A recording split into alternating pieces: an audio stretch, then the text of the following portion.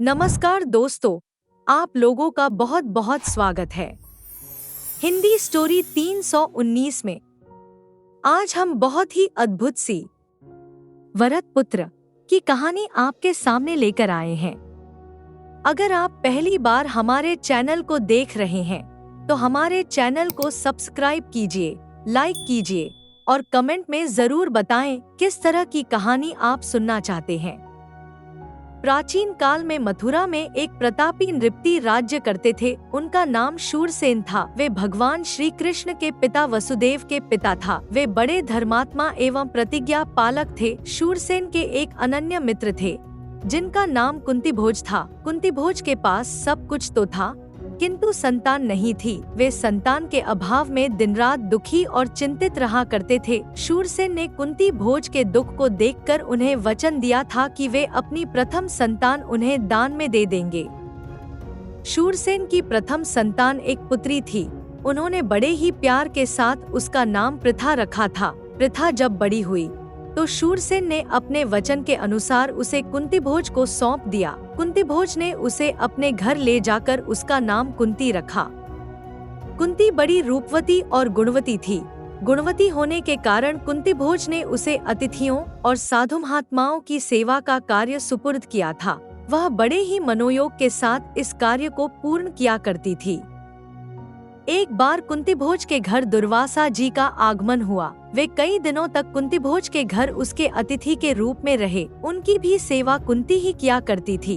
कुंती की सेवा और उसके विनीत व्यवहार ने दुर्वासा के मन को जीत लिया। वे जब जाने लगे तो उन्होंने कुंती को अपने पास बुलाकर कहा, पुत्री, मैं तुम्हारी सेवा से प्रसन्न हूँ। मैं तुम्हें एक मंत्र दे रहा हूँ।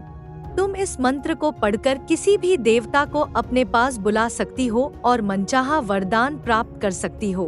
दुर्वासा कुंती को मंत्र देकर चले गए। प्रभात के पश्चात का समय था। सूर्योदय हो चुका था। आकाश में पक्षी उड़ रहे थे। कुंती राजकीय उद्यान में एक शिलाखंड पर बैठी हुई थी। सहसा उसका ध्यान दुर्वासा के मंत्र की ओर गया। उसने सोचा, क्यों न दुर्वासा के मंत्र की परीक्षा ली जाए। कुंती ने मंत्र को पढ़कर सूर्यदेव का आह्वान किया। आश्चर्य! सूर्यदेव कुंती के सामने प्रकट हो गए। कुंती स्तब्ध हो गई। उसका मस्तक अपने आप ही सूर्य के समक्ष नत हो गया। सूर्यदेव बोल उठे, तुमने मेरा आह्वान क्यों किया? कुंती बोली, देव, दुर्वासा ऋषि ने मुझे एक मंत्र दिया था। मैंने मंत्र की परीक्षा के लिए उसे पढ़कर आपका आवाहन किया। मुझे क्षमा कर दीजिए। सूर्यदेव ने कुंती की ओर देखते हुए कहा, अब तो मैं प्रकट हो गया हूँ। मेरा प्रकट होना व्यर्थ नहीं जाता। मैं तुम्हारे साथ रमण करना चाहता हूँ। तुम्हें एक पुत्र देना चाहता हूँ। कुंती बोली, देव, मैं कुमारी हूँ। कुमारी लड़की के साथ रमण करना पाप है। मेरे गर्भ से जब पुत्र पैदा होगा तो मैं समाज में कैसे रह सकूंगी? सूर्यदेव बोले, तुम चिंता मत करो। मेरे समागम से तुम्हारा कौमार्य नष्ट नहीं होगा। पुत्र पैदा होने पर भी तुम्हारा कौमार्य बना रहेगा। गर्भ की स्थिति में भी पता नहीं चल सकेगा कि तुम गर्भवती हो।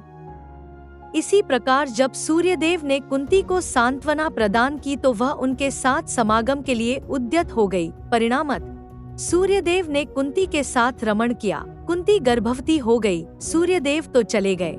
कुंती गर्भस्थ बालक के उत्पन्न होने की प्रतीक्षा करने लगी। समय पर गर्भस्थ बालक पैदा हुआ। कुंती बालक को छिपाए तो कैसे छिपाए? उसने लोकापवाद के भय से नवजात बालक को एक संदूक में रखकर उसे गंगा में प्रवाहित कर दिया। वह संदूक हस्तिनापुर में अधिरथ नामक सारथी के हाथ लगा। उसकी पत्नी का नाम राधा था। उनके कोई संतान नहीं थी। अधिरथ संदूक में नवजात शिशु को देखकर प्रसन्न हो उठा। शिशु भी कैसा? बड़ा तेजोमय। वह कानों में स्वर्ण कुंडल और छाती पर कवच धारण किए हुए था। अधिरथ ने ऐसा बालक आज तक नहीं देखा था। वह उस बालक को अपने घर में ले जाकर उसका पालन पोषण करने लगा। अधिरथ द्वारा पालित वही नवजात शिशु बड़ा होने पर कर्ण के नाम से प्रसिद्ध हुआ। कर्ण बड़ा शूरवीर और दानी था। उसके शौर्य और दान ने उसे अमर बना दिया।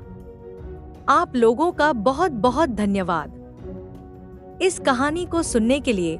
अगर आप पहली बार हमारे चैनल को देख रहे हैं, हमारे चैनल को सब्सक्राइब कीजिए और अपने विचार इस वीडियो के कमेंट पर जरूर शेयर करें और यह भी बताएं कि आगे आप किस तरह की कहानी सुनना चाहेंगे। फिर मिलते हैं एक नई वीडियो के साथ। धन्यवाद।